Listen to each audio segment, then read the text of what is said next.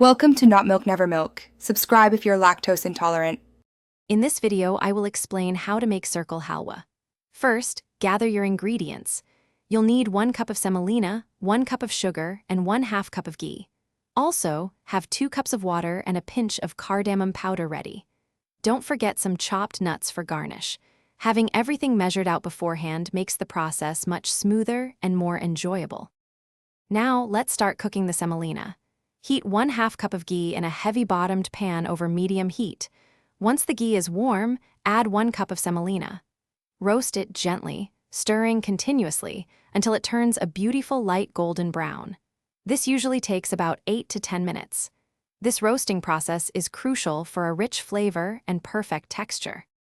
Next, we'll add the sweetness and flavor. In a separate pot, boil 2 cups of water with 1 cup of sugar, stirring until the sugar completely dissolves. Once the syrup is ready, carefully pour it into the roasted semolina, stirring constantly to prevent lumps. Add a pinch of cardamom powder now for that wonderful aromatic touch. Keep stirring until the mixture thickens. Finally, let's shape and serve our delicious halwa. Continue stirring the mixture until it thickens and starts leaving the sides of the pan.